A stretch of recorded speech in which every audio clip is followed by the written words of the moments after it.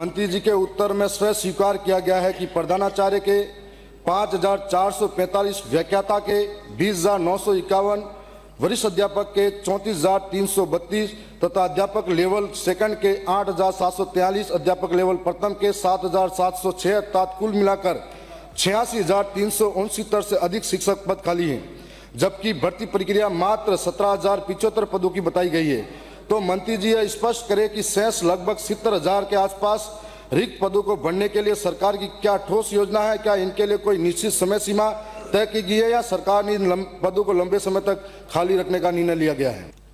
कि गत सरकार ने 6,264 प्राथमिक, उच्च प्राथमिक और माध्यमिक विद्यालयों को और उच्च माध्यमिक विद्यालयों को क्रमोन्नत किया, लेकिन एक भी पद सृजित नहीं किया। और इसी प्रकार से जो अंग्रेजी विद्यालय, जिनको महात्मा गांधी विद्यालय कहते हैं, उनमें भी उनको भी क्रमोन्नत किया, एक भी पद सृजित नहीं किया। यानी लगभग 50,000 पद ऐसे हैं जो सृजित नहीं किए। यदि एक विद्यार्थी को, एक अध्यापक के 30 बच्चे भी जिम्मे मानते हैं हम, तो इन्होंने काफ़ी हजारों लाखों बच्चों का भविष्य अंधकार में किया। यानी वो कक्षा में तो बिठा दिए, लेकिन उनको पढ़ाने वाला कोई नहीं था। ये कांग्रेस ने जबरदस्त अत्याचार और बच्चों के साथ किया है, उसके कारण से उनकी शिक्षा अंधकार में हो गई है। अब माननीय अध्यक्ष महोदय, हाँ, ये मैं बता रहा हूँ। अरे आपको किसने कहा मैं उधर जा रहा हूँ? आपको क्यों ना बैठो, बैठिए। आप किसने कहा खड़े होने के लिए? आपको प्रश्नकाल का अभी नियम नहीं पता। जिसका प्रश्न है उसको 2 पूरक प्रश्न पूछेंगे, उसका होगा तो इधर विपक्ष के नेता को अनुमति है। आपको खड़े होने की अनुमति नहीं है, ये आपका काम नहीं है। आपका प्रश्न हो तो आप पूछना। माननीय अध्यक्ष महोदय, हमने भर्ती वर्ष 2024 में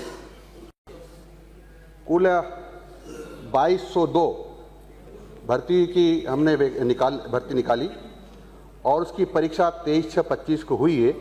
वर्तमान में सभी विषयों की परीक्षा परिणाम जारी हो गए हैं और शीघ्र ही इनका दस्तावेजों का सत्यापन चल रहा है, ये हमको मिलने वाले हैं। इसी प्रकार से हमने 2025 में 3,225 की भर्ती निकाली और इसकी भी परीक्षा 31/5/26 को हो गई है और ये भी शीघ्र शिक्षक हमको मिलने वाले हैं।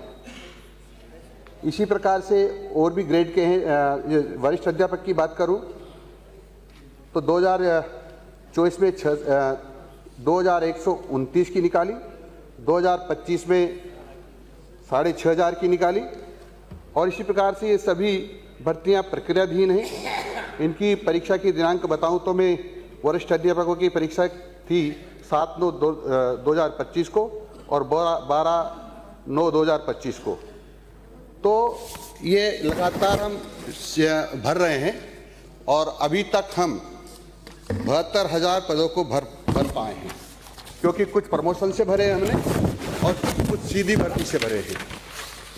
तो लगातार हम पद भर रहे हैं, लेकिन कांग्रेस ने पदों को नहीं भरा। इसके कारण से हमारे बच्चों की शिक्षा बाधित हुई और कई जो मेरिट में आ सकते थे वो बच्चे मेरिट में आने से रह गए, जो पास होने से हो सकते थे पास होने से रह गए। यानी उनका जीवन अंधकार में इस कांग्रेस ने कर दिया है। अगला पूरक। पहले प्रश्न का जवाब प्रदेश के नौजवान युवा देख रहे हैं। 70,000 पद खाली है, उसको कब भरेंगे इसकी बात नहीं। मैं दूसरा पूरक प्रश्न पूछना चाह रहा हूं आपके संरक्षण के माध्यम से। मंत्री जी के उत्तरानुसार बेसिक कंप्यूटर अनुदेशक एवं वरिष्ठ कंप्यूटर अनुदेशक के लगभग 2300 पदों पर भर्ती प्रक्रियाधीन है, जबकि पीटीआई सहित कंप्यूटर अनुदेशक के 692 पद तथा वर्ष 2022-23 में अब तक विभिन्न विभागों की भर्ती में अनुसूचित क्षेत्र के अनेक पद परीक्षा में 40% न्यूनतम उत्तीर्णांक बाध्यता के कारण रिक्त या बैकलॉग रह गए हैं।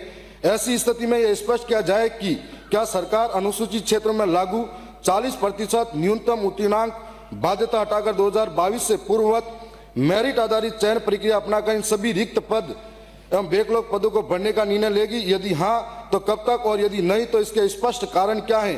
जबकि इस बाध्यता के कारण कई भर्ती में, सर एक सेकंड, इतना लंबा कई भर्ती में थोड़ी होता है। विशेषकर आप पढ़ के द्वितीय श्रेणी, पूरक प्रश्न पूछोगे, इतना भाषण थोड़ी है।